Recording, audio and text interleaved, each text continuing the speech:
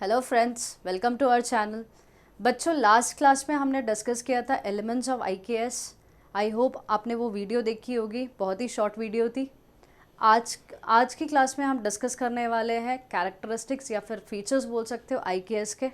आओ बच्चों, देखते हैं features of IKS. Indian knowledge system encompasses a wide range of disciplines, philosophies, sciences, arts and cultural practices that have developed over several millennia। बच्चों, क्या है Indian knowledge system जो है बहुत सारे डिसिप्लिन्स को कवर करता है। इसके अंदर फिलोसफीज़ आती हैं, साइंस देखोगे, आर्ट्स देखोगे, कल्चरल प्रैक्टिसेस देखोगे कि बहुत साल लगाकर जो डेवलप हुई है वो सारी चीज़ें इसके अंदर कवर करती है। Indian knowledge system is preserved and transmitted. Indian knowledge system को प्रिजर्व कैसे कर सकते हैं या ट्रांसमिट कैसे कर सकते हैं? ओरल ट्रेडिशंस, जो हमने लास्ट क्लास में भी पढ़ा था कि ओरल ट्रेडिशंस में आर्टिस्टिक चीज़ें आ जाती है।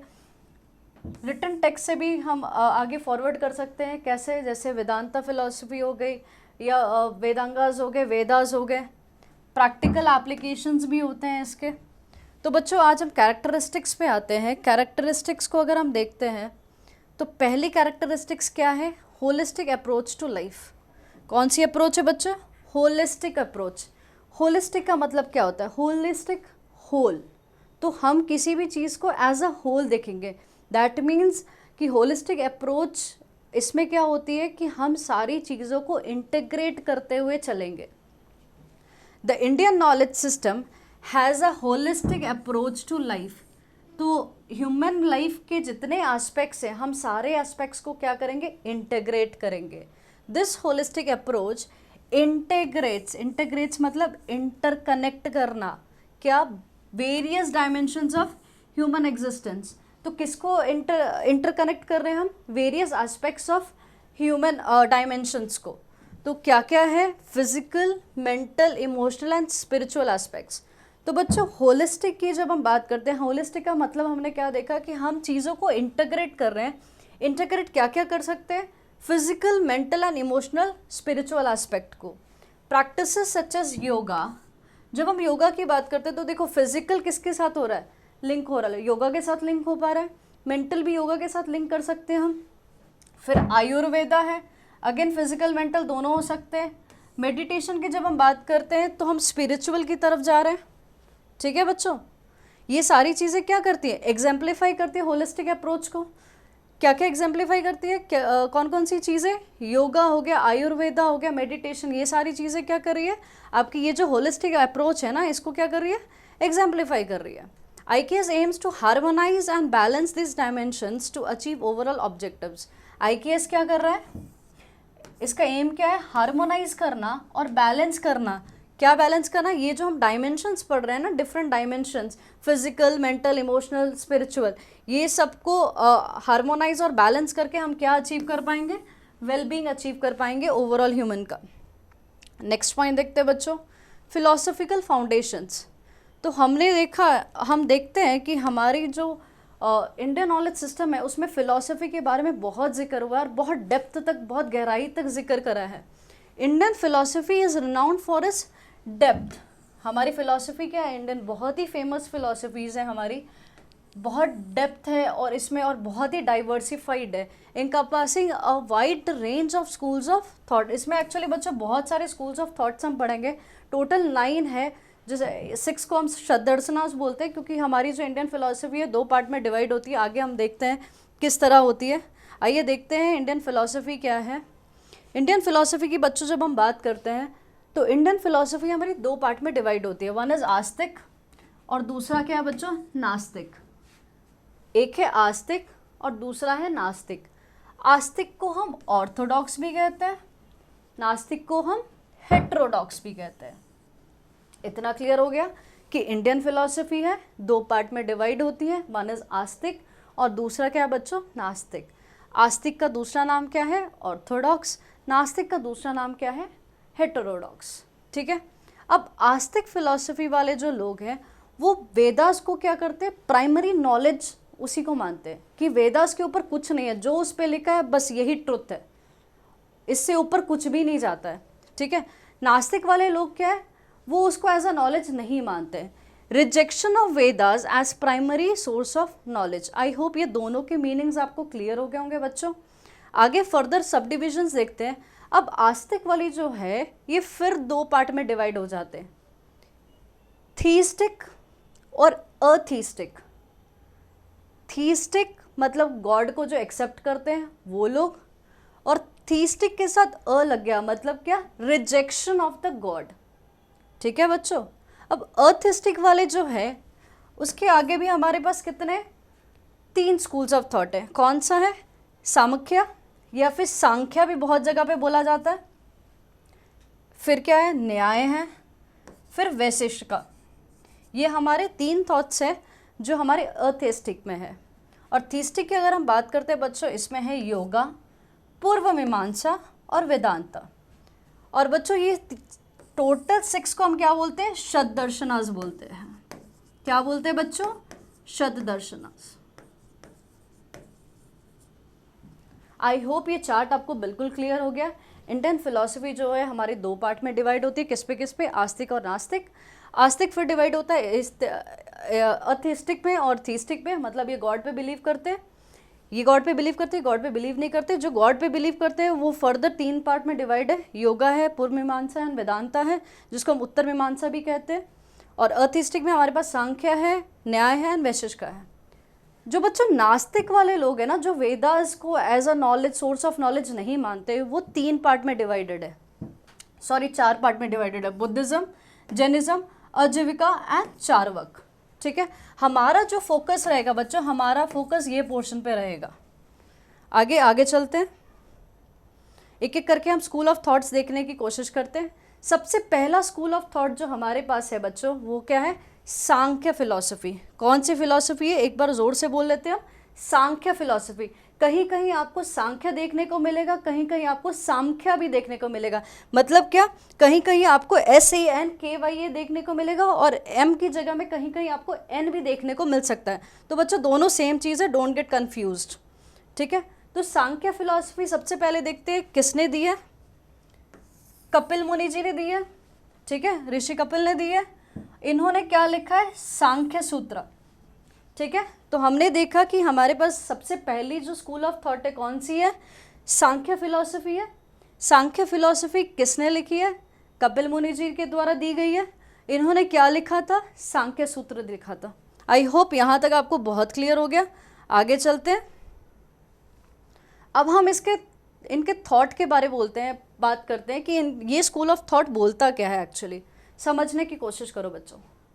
सांख्य फिलॉसफी किस पे बिलीव करती है, डुअलिज्म में बिलीव करती है। डुअल का क्या मतलब होता है, दो। डुअल का मतलब क्या होता है, दो। इनका कहना है कि ये जो यूनिवर्स है ना बच्चों, ये यूनिवर्स 2 भागों में डिवाइडेड है। कौन कौन से 2 भाग है, एक है पुरुष और एक है प्रकृति। तो सांख्य फिलॉसफी किस पे बिलीव करती है, डुअलिज्म में बिलीव करती है। डुअलिज्म 2 पार्ट में डिवाइडेड है, एक है पुरुषा और दूसरा है प्रकृति। अब हम देखते हैं पुरुषा क्या होता है और प्रकृति क्या होती है। पुरुषा वो चीज़ होती है जिसे हम कॉन्शियसनेस कहते हैं, जैसे कि हमारा सोल हो गया, हमारा माइंड हो गया, ये सारी चीज़ें क्या है, ये हम कॉन्शियसनेस में कहलाते हैं। और जब हम प्रकृति की बात करते हैं तो प्रकृति का मतलब क्या होता है, मैटर। मतलब जितने हम living and non living things बच्चों देख रहे हैं ना, ये सारी की सारी किस पे हम कवर करते हैं, प्रकृति में। प्रकृति वो चीज़ है जिसको आप टच कर सकते हो, फील कर सकते हो, देख सकते हो, वो सारी की सारी चीज़ें प्रकृति कहलाती है। बट पुरुषा को क्या, आप सिर्फ फील कर सकते हो, टच नहीं कर सकते हो, देख भी नहीं सकते हो। अब जैसे कि सोल है, आप फील तो कर सकते हो बट टच नहीं कर सकते हो, देख नहीं सकते हो। Is it clear? तो चलो एक बार रीड कर लेते हैं इसे कि सांख्य फिलॉसफी डुअलिज्म, यहाँ पुरुषा और प्रकृति पे डिवाइडेड है। Dualism, it regards the universe as consisting of 2 independent realities, that is Purusha and Prakriti. आगे देखते हैं बच्चों। पुरुषा के अभी मैंने बताया कि क्या हो सकता है, सोल हो सकता है, माइंड होता है। और प्रकृति क्या है, जो चीज़ें हम अपने सेंस ऑर्गन्स के थ्रू देख सकते हैं या फील कर सकते हैं, टच कर सकते हैं, वो सारी चीज़ें क्या होती है, प्रकृति कहलाती है। This is very important point, इसको समझने की कोशिश करो। जब पुरुषा एंड प्रकृति आपस में मिलते हैं, किसके थ्रू, डिज़ायर के थ्रू, ये दोनों जब आपस में मिलते हैं, बॉन्ड क्रिएट करते हैं डिज़ायर के थ्रू, तो बच्चों जीव का जन्म होता है। आई होप समझ में आ रहा होगा आपको। ये और ये, इसके बीच में क्या आ गया? डिज़ायर। डिज़ायर को ही बच्चे हम माया कहते हैं। क्या कहते हैं? माया कहते हैं। माया क्या है? वो सारी चीज़ें जो हम सेंस ऑर्गन से हम पा सकते हैं, उसको माया कहते हैं हम। ठीक है। Purusha is separated from Prakriti when the jiva dies and end of this bondage is called liberation. अब क्या होता है, देखो, जब इंसान मर जाता है, जब जीवा मर जाता है, तो पुरुषा क्या होता है? प्रकृति से अलग हो जाता है, राइट। इसी को क्या कहा गया? लिबरेशन कहा गया। इसी को क्या गया? मोक्ष कहा गया है। समझ में आ रहा है बच्चों? ये स्कूल ऑफ थॉट जो है वो किस पे बिलीव नहीं करती है? ये कहती है गॉड एग्जिस्ट नहीं करता है। ठीक है, दिस इज इम्पॉर्टेंट पॉइंट। ये कहती है कि गॉड एग्जिस्ट नहीं करता है। ये फिलॉसफी कहती है कि बच्चों, अगर आपको मतलब मोक्ष या सैल्वेशन प्राप्त करनी है, तो वो सिर्फ किससे आएगी? सिर्फ ट्रू नॉलेज गेन करने से ही आपको मोक्ष प्राप्त हो सकती है। यही इस क्या कहते हैं, स्कूल ऑफ थॉट का यही एक क्रक्स है। ठीक है, तो आई होप सांख्य फिलॉसफी आपको समझ में आई होगी बच्चों, कि दो चीज़ों का बहुत ही ज़्यादा यूसेज होता है इसमें। एक है पुरुषार्थ, प्रकृति। ये दो वर्ड्स आपको याद रखने हैं, बाकी आप खुद लिख सकते हो इसके बारे में। नेक्स्ट है हमारे पास न्याय school. Second school of philosophy कौन सी है बच्चों? न्याय स्कूल ऑफ फिलॉसफी। ये किसने दी है? अक्षयपदा गौतम जी ने दी है। ठीक है, इन्होंने क्या लिखा है? न्याय सूत्र लिखा है। बच्चों कोशिश करना कि जो फिलॉसफी जो हम पढ़ रहे हैं, स्कूल्स ऑफ थॉट पढ़ रहे हैं, जिन्होंने मतलब कौन कौन से फिलॉसफीज़ हैं और किन्होंने क्या दिया है, वो आपको याद रहना चाहिए। तो ये जो फिलॉसफी है बच्चे, ये किस पे कंसिडर करती है? लॉजिकल थिंकिंग के ऊपर ये बेस्ड है। आइए इसके बारे में कुछ पढ़ लेते हैं।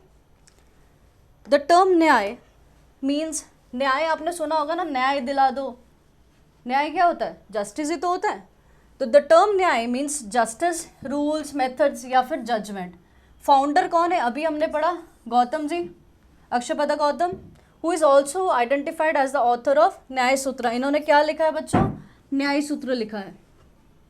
This school of thought was of the view that logical reasoning, ये क्या कहता है?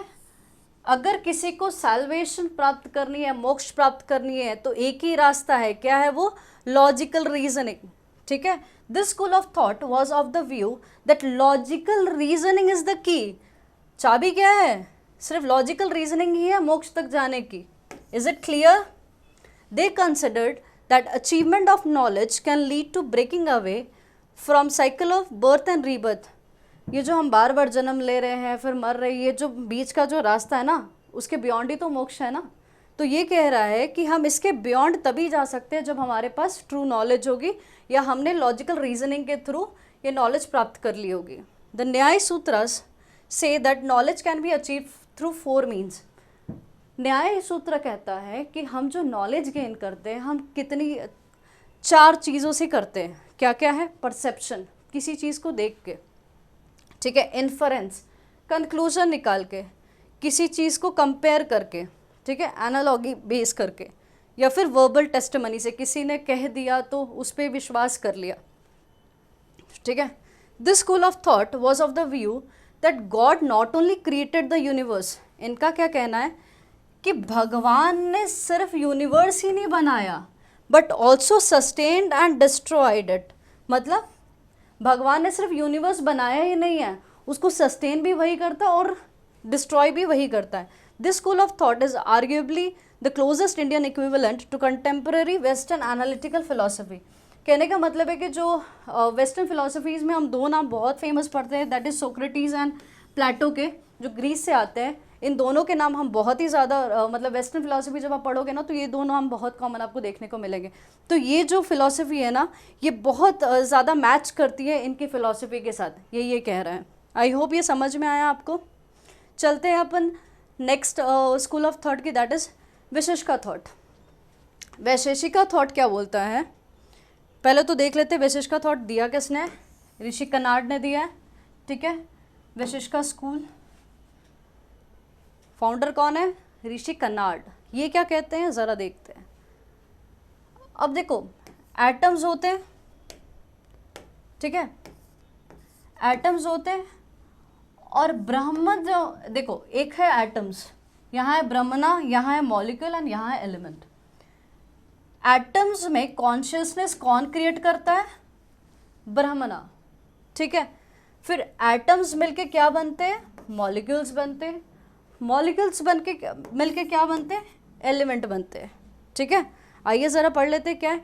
As per this philosophy the universe is reducible to a finite number of atoms, Brahman being the fundamental force causing consciousness in these atoms. तो consciousness कौन create कर रहा है? ब्रह्म, ठीक है। ब्रह्मना अगर कॉन्शियसनेस क्रिएट कर रहा है तो ये एटम्स मॉलिक्यूल में कन्वर्ट हो रहे हैं और फिर मॉलिक्यूल एलिमेंट्स में कन्वर्ट हो रहे हैं। आइए ज़रा इसके बारे में पढ़ लेते हैं। वैशिष्का स्कूल क्या कहता है? Vaisheshika school traces its origin to the Kanada. ऋषि कन्नाड हैं, हमने पढ़ा है अभी, जिन्होंने बेसिक टेक्स्ट इनके ऊपर लिखा है। This school of philosophy is considered to be, ये किस पे बेस्ड है बच्चों? दिस इज वेरी इंपॉर्टेंट, ये बहुत ही रियलिस्टिक एंड ऑब्जेक्टिव फिलोसफी है। बहुत स्टार मार्क कर लो, अगर ये आंसर लिखना पड़े तो ये पॉइंट लिखना बहुत ज़रूरी है। This school believe that the universe is made of 5 elements. ये स्कूल क्या कहता है कि जो एलिमेंट्स मतलब ये जो यूनिवर्स है ना 5 चीज़ों से बना है। कौन सी चीज़ों से? फायर आग, एयर हवा, वाटर पानी, अर्थ धरती, और ईथर मतलब आकाश स्काई, ठीक है। These materials are collectively called द्रव्य। This school also developed the atomic theory। ये स्कूल ने क्या डेवलप करी थी? एटॉमिक थ्योरी सब पढ़ते हो आपने, केमिस्ट्री में बहुत बार सुना भी होगा। और फिजिक्स स्टार्ट करने वाले भी यही स्कूल थे, ठीक है। Vaisheshika philosophy was closely associated with the Nyaya school. Vaisheshika philosophy की जब हम बात करते हैं तो ये बहुत ही क्लोजली एसोसिएट है किससे? न्याय से। क्यों? क्योंकि दोनों स्कूल्स ऑफ थॉट है ना, ये लॉजिकल रीजनिंग के ऊपर बेस्ड है, ठीक है। इसीलिए ये बहुत ज़्यादा क्लोजली कनेक्टेड होते हैं। दोनों ने साइंटिफिक रीजनिंग पे बिलीव करते हैं। That is why later they get unified, मतलब लास्ट में जाके कहीं ना कहीं ये आगे जाके मिल लेते हैं। क्योंकि इनका थॉट जो है वो दोनों का सिमिलर है। It did not deny the existence of God and considered him to be the guiding principle. इन्होंने कहा है कि ये जो गॉड है गाइडिंग प्रिंसिपल वही होते हैं, ये कर्मा के लॉज में बिलीव करते हैं and considered to be the principle laws guiding this universe. तो वो कर्मा में बहुत ज़्यादा बिलीव करते हैं ये वाले स्कूल, ठीक है बच्चों। नेक्स्ट स्कूल ऑफ थॉट देखते हैं। कौन सा स्कूल ऑफ थॉट है? योगा फिलोसफी है। योगा स्कूल की बात करते हैं। आई होप ये सारे डायग्राम्स आप बच्चों देख पा रहे हो। ये योगा आजकल तो करंट में आपको पता ही है, बहुत सारे लोग फिटनेस कॉन्शियसनेस हो रहे हैं, योगा कर रहे हैं। किसी को बहुत ज़्यादा स्ट्रेस है तो योगा कर रहे हैं, मेडिटेशन कर रहे हैं, ठीक है। तो योगा से, योगा वर्ड से तो आप बहुत फेमिलियर है, बट हम इसके थोड़ी डेप्थ में जाएंगे, इसके स्कूल ऑफ थॉट की क्या बात हो रही है, ठीक है। तो जब योगा की बात आती है तो आपने रामदेव वाला पतंजलि तो ज़रूर सुना होगा बच्चों, तो बट ये वाली पतंजलि तो कोई और है, ठीक है। तो आप दोनों को मिक्स ना करना। तो हमारा जो योगा स्कूल है वो किसने दिया है? ऋषि पतंजलि ने दिया है। इन्होंने क्या लिखा है? योगा सूत्र इन्होंने ही लिखा है, ठीक है। तो फाउंडर का नाम याद रहेगा बच्चों, ऋषि पतंजलि है। India is celebrated as the birth place of yoga. Birth place किसे माना गया है योगा का? भारत को माना गया है। A spiritual and physical discipline aimed at integrating. जब आप योगिक प्रैक्टिसेस करते हो, योगिक टेक्निक से और मेडिटेशन करते हो, तो आप क्या करते हो? इंटीग्रेट कर लेते हो। किसको किसको? माइंड को, बॉडी को और स्पिरिट को।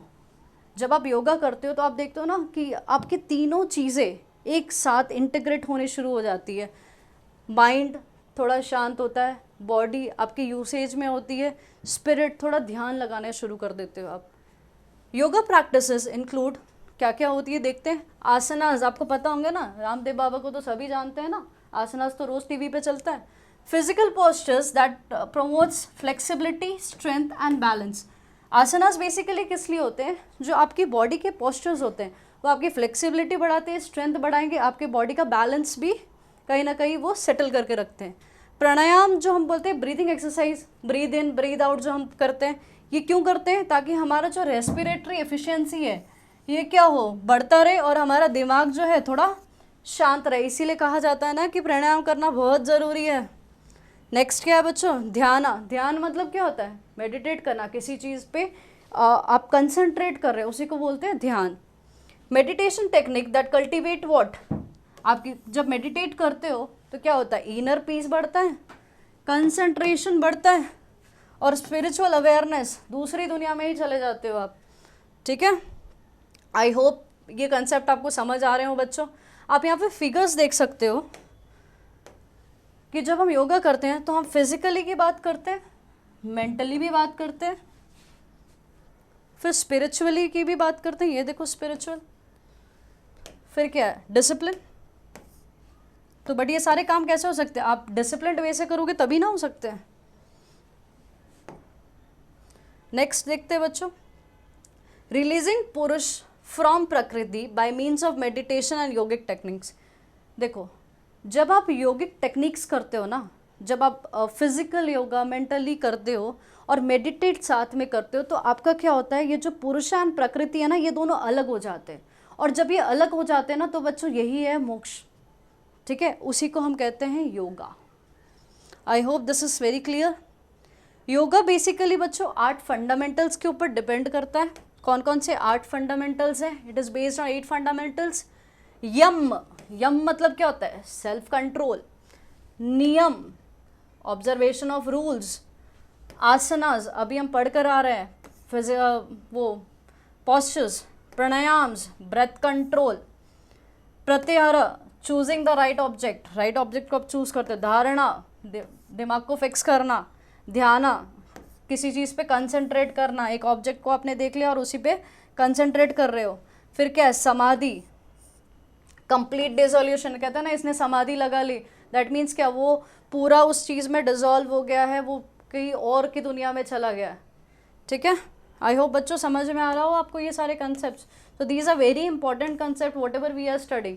तो अभी हमने योगा स्कूल में क्या क्या पढ़ लिया कि हमने 3 चीज़ें पढ़ी है कि योगा स्कूल जो है वो आसनास, प्राणायाम और किसकी बात करता है? ध्यान की बात करता है, ठीक है। हमने देखा है कि वो इंटीग्रेट करता है किसे किसे, माइंड को, सोल को, स्पिरिचुअल को। फिर हमने उसके 8 फंडामेंटल्स पढ़े। अब हम देखते हैं थोड़ा सा और 1-2 लाइन और एक्स्ट्रा है, हम पढ़ लेते हैं इसे। बिसाइड हिंदुइज्म, हिंदुइज्म के अलावा योगा कहाँ कहाँ और भी किसका पार्ट है? बुद्धिज़्म और जैनिज़्म का भी पार्ट है। बच्चों ये याद रखना तो बहुत ही कॉमन चीज़ है कि इंटरनेशनल योगा डे कब मनाया जाता है, आपको याद होना चाहिए। 21 जून को इंटरनेशनल योगा डे मनाया जाता है। नहीं याद है तो बच्चों प्लीज़ याद करके रखो। नेक्स्ट स्कूल ऑफ थॉट क्या है? This is the second last school of thought we are studying, Purva Mimamsa, ठीक है। पूर्व मीमांसा किसने दी है? आप ये पिक्चर देख पा रहे हो। देखो बच्चों इसको ना रिलेट करने की कोशिश करो, अगर आप रटोगे तो याद नहीं होगा। स्कूल ऑफ थॉट्स एक्चुअली बहुत ही कंफ्यूजिंग होते हैं बच्चों के लिए, तो आप जितना इसको रिलेट करोगे, जो पिक्चर्स दिखाई जा रही है उसको अपने दिमाग में रखोगे ना, तो आपको रिलेट करना और याद रखना, रिटेन करने में बहुत ही आसानी होगी। तो चलो हम देखते हैं पूर्व मीमांसा। पूर्व मीमांसा की जब हम बात करते हैं तो इसके फाउंडर कौन है? सबसे पहले ऋषि जामिनी। एक बार जोर से बोलो, ऋषि जामिनी वॉज द फाउंडर ऑफ पूर्व मीमांसा। It focuses on which part? Ritual part of the Vedas.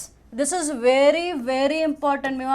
ये जो उत्तर मीमांसा है, पूर्व मीमांसा है, ये किस पे बेसिकली फोकस करता है? जो वेदास के रिचुअल वाले पार्ट होते हैं ना, उस पे। आपने यज्ञ वगैरह देखा होगा ना, वो उस पे ज़्यादा फोकस करता है। मीमांसा का मतलब क्या होता है?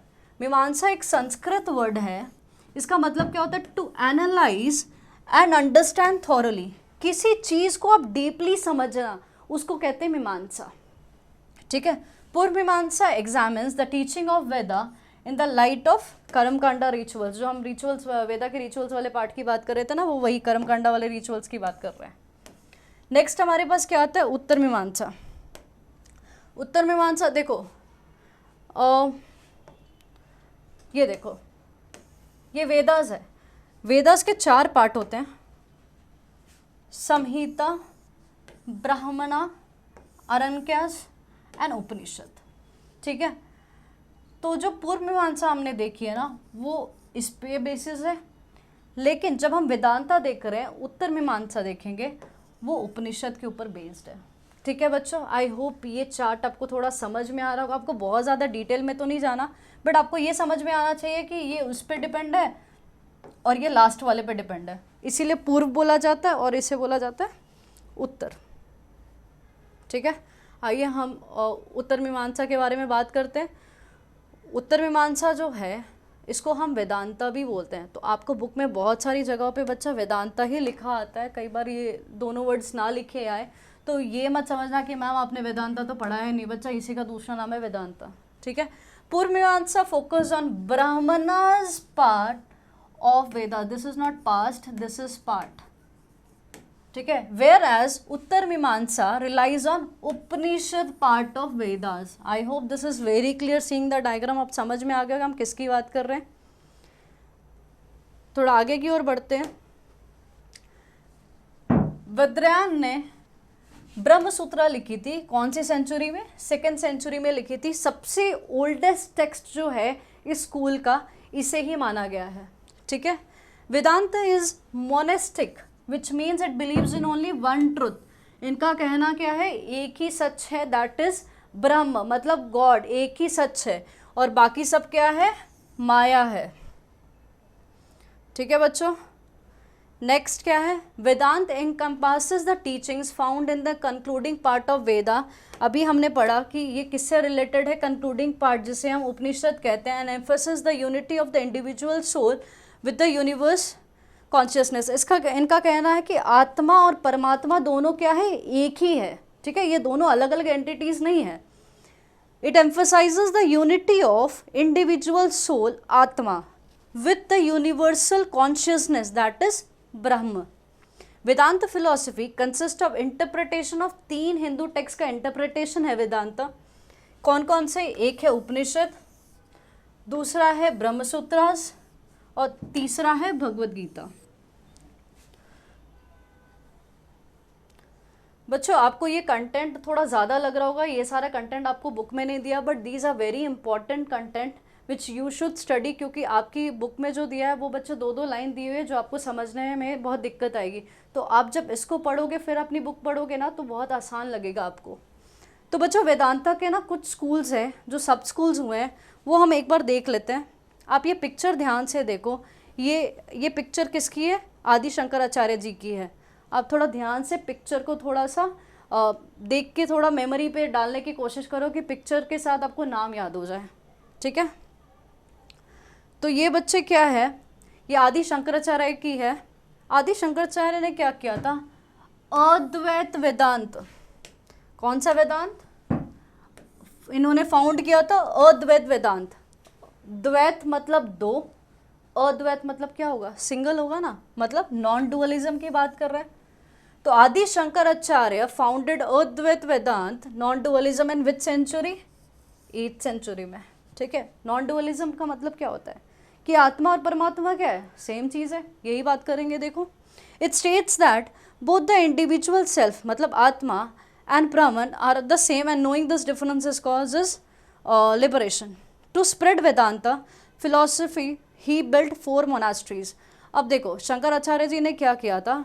वेदांता को स्प्रेड करने के लिए ना मठ बनाए थे। मोनास्ट्रीज का मतलब क्या होता है? मठ होता है, ठीक है। कौन कौन से मठ? एक है बद्रीनाथ, क्या हो गया? एक बद्रीनाथ, फिर क्या हो गया? श्रृंगेरी, जगन्नाथ एंड द्वारका। ये बच्चों आप लोगों ने नाम, बहुत ही कॉमन नाम है ये, आपने कहीं ना कहीं तो सुन रखे होंगे, ठीक है। नेक्स्ट चलते हैं।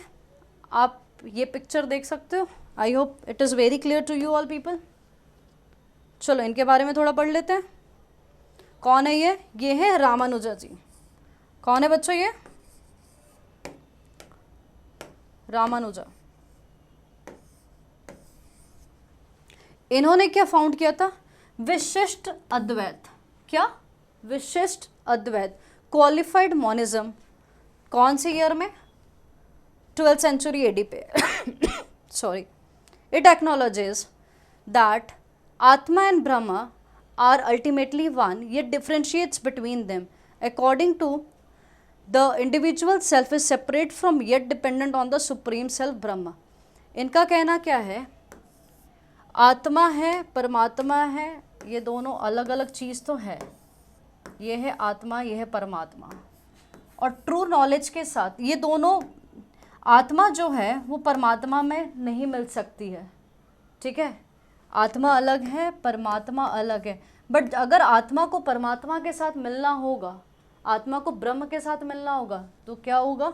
ये किसके थ्रू, ये ट्रू नॉलेज के थ्रू ही ब्रह्म के साथ मिल सकती है, यही इनका कहना है।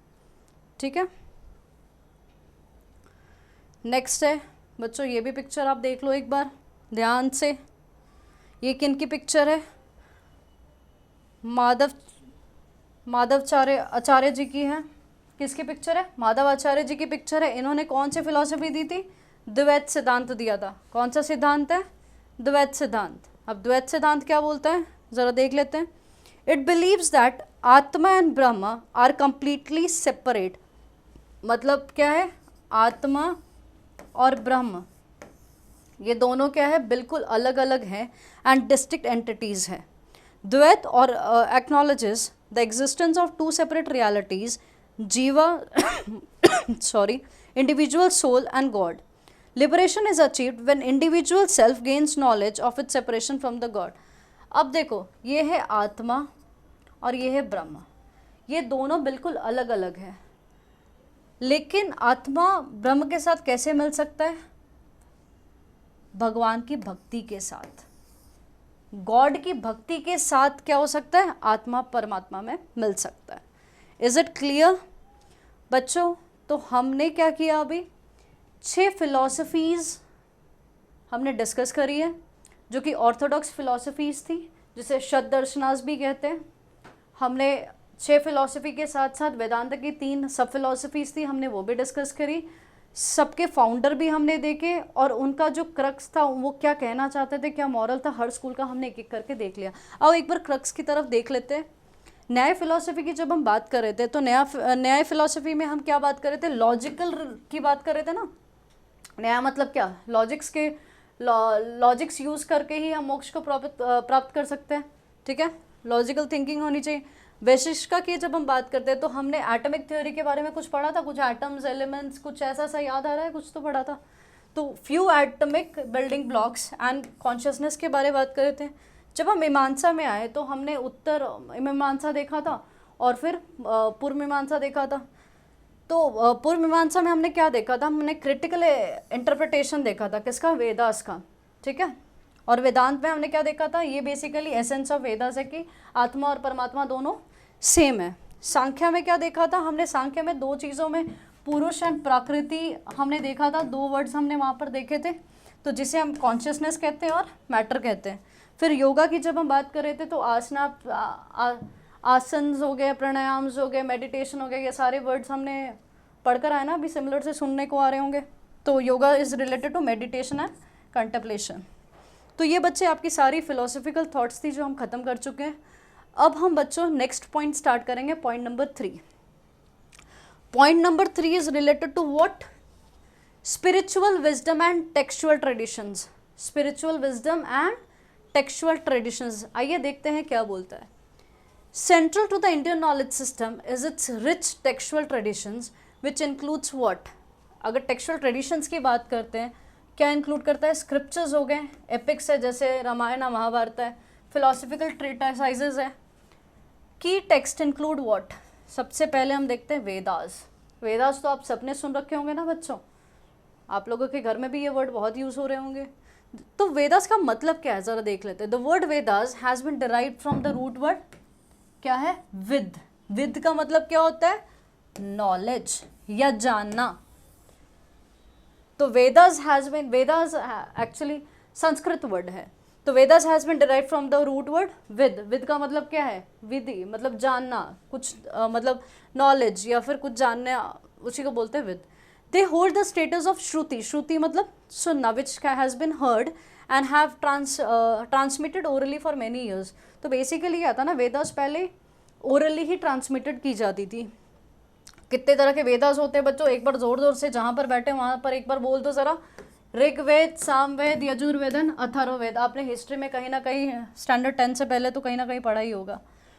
अब वेदास के बेसिकली हर वेद जो होता है ना, वो 4 पार्ट में डिवाइड होता है। पहला संहिता, दिस इज वेरी इंपॉर्टेंट, ब्राह्मणा, आर्यंक, और एक क्या है, उपनिषद। तो अभी हमने क्या देखा बच्चों, वेदास। वेदास कहाँ से आए, विद से आए। विद का मतलब क्या है, नॉलेज। ठीक है, वो श्रुति से सुना, मतलब सिर्फ सुना जाता था, पहले ओरल ट्रेडिशन था ये, बाद में ये लिटरेरी में आया।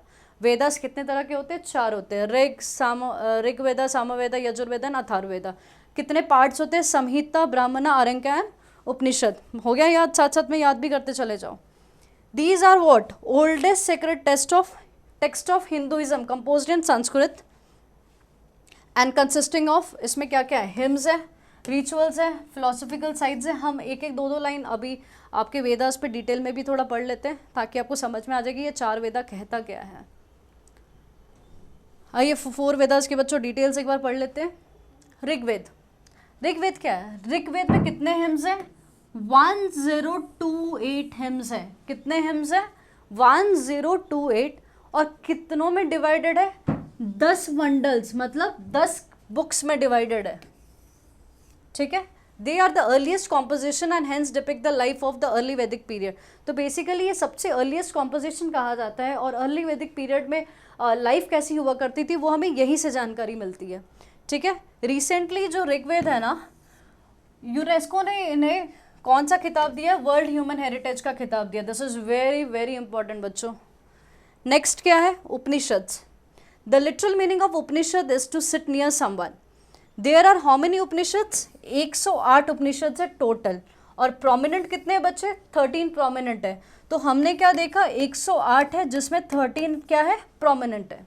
द उपनिषद ड्वेल ऑन आत्मा एंड ब्रह्मणा। तो उपनिषद किसकी बात करता है बच्चा?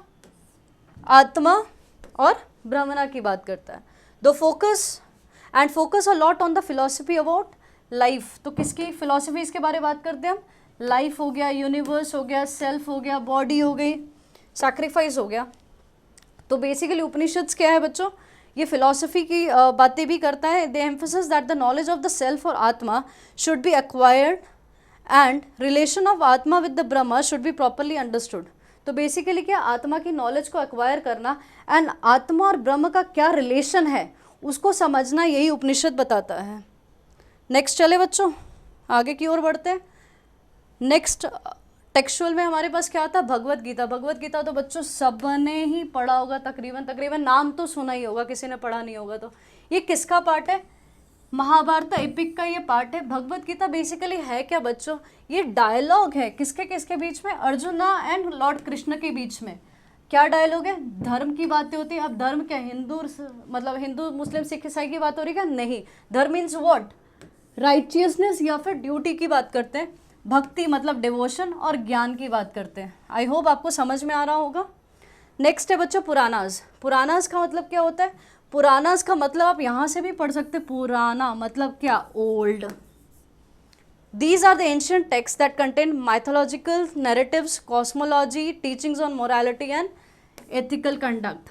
डे टू डे की चीज़ें इसमें होती है। इसमें आप और भी पढ़ सकते हो, जैसे एपिक्स है, महाभारत, रामायण, सब इसी पे आता है। नेक्स्ट पॉइंट की अगर हम बात करते हैं बच्चों, तो next point is what? Scientific contribution. अगर हम अपने भारत की बात करें तो बच्चों आप एंशियंट हिस्ट्री जब आप पढ़ोगे ना तो आप देखोगे हमारे यहाँ बहुत ग्रेट मैथमेटिशियंस हुए हैं, एस्ट्रोनॉमर्स हुए हैं, साइंस के लिए बहुत रिसर्च करी गई थी ओल्ड टाइम्स में। तो आइए एक एक करके हम पढ़ने की कोशिश करते हैं। The ancient India made significant contribution to the various field of science and technology. देखते हैं मैथमेटिक्स की जब हम बात करते हैं, मैथमेटिक्स के बच्चों जब हम बात करते हैं, India has a rich history of mathematical achievements with numerous scholars making significant contribution across various branches of mathematics। चलो ज़रा एक एक करके सबका नाम देखते हैं। सबसे इम्पॉर्टेंट नेम इज़ बौद्ध्यान। प्लीज़ आप लोगों ने सुना या नहीं सुना बच्चों पता नहीं, बट ये नाम ज़रूर आप अपनी लिस्ट पे याद रखना। Baudhayan is very important name. He was the first mathematician जिन्होंने क्या कैलकुलेट किया था? पाई। आई होप पाई का वैल्यू तो सबको पता होगा ना। He also provided equation similar to what? Pythagoras से बहुत पहले ही इन्होंने पाइथागोरस थ्योरम दे चुके थे। ठीक है। कौन सी बुक में? इनकी एक फेमस बुक थी सुलभा सूत्र जो इन्होंने लिखी थी, तो पाइथागोरस थ्योरम उसी में आपको देखने को मिलेगा। ये आप देख सकते हो, इसमें पाइथागोरस बना हुआ है। आई होप आपको दिख रहा होगा ये। फिर नेक्स्ट क्या है? Baudhayan also provided an approximate value of the square root of the 2। अभी हम जो स्क्वायर रूट बच्चों 2 का निकालते हैं ना, हम तो कैलसी यूज़ करते हैं ना, बट उन्होंने खुद निकाला हुआ है स्क्वायर रूट ऑफ 2। ठीक है। Next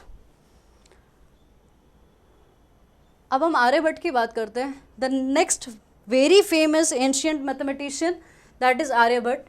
the great Indian mathematician Aryabhata calculated the value of, ये बच्चों जो आज हम यूज करते हैं ना 3.1416, ये एक्चुअल में फोर्थ प्लेसेस वाला, ये जो 4 प्लेसेस वाला इन्होंने एग्जैक्ट वैल्यू आर्यभट्टा ने दी है.